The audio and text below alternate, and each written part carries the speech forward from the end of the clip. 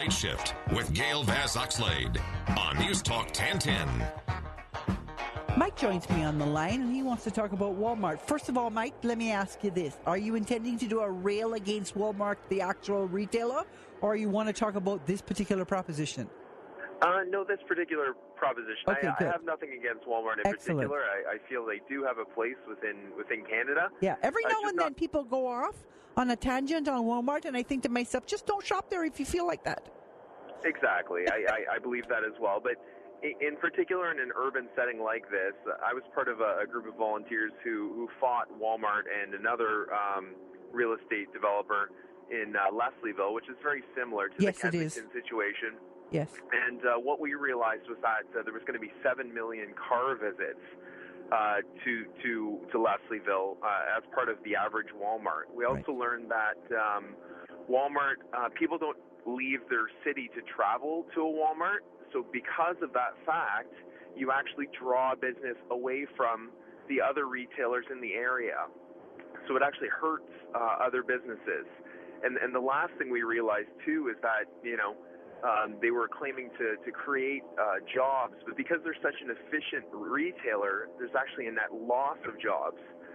So we were fortunate enough; we were the first successful people to defeat Walmart. And how did you do it? Municipal Board. How did you do it?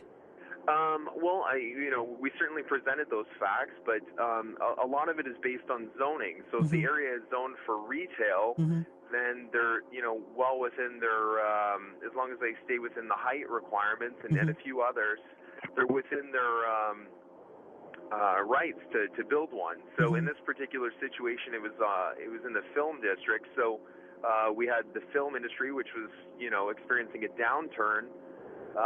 So they had to rezone, and they were denied the rezoning application. Right. And I think one of the things that this woman is proposing with her argument for that area is that it would require rezoning, and that would be, it's part of a trend in Toronto where a lot of rezoning is being applied for right now as larger box stores are trying to find their way into the downtown.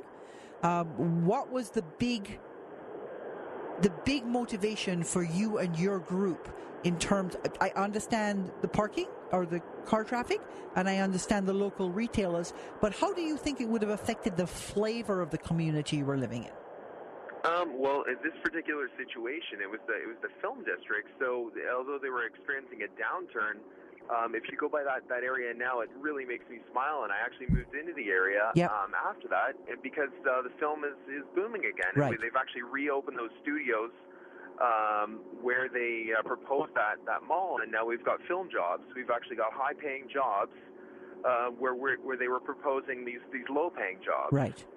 And that's an important thing for people to consider, is the fact that it will fundamentally change the flavor of the area that these stores move into. Absolutely. Well, thanks for calling. I'm glad you shared your story with us. Thank you. You take care. So, you have to decide whether this is important enough for you to actually do something. I find a lot of people like to complain about things and never like to actually do it. It's kind of the idea of, if it's really important, you will go out and have your say.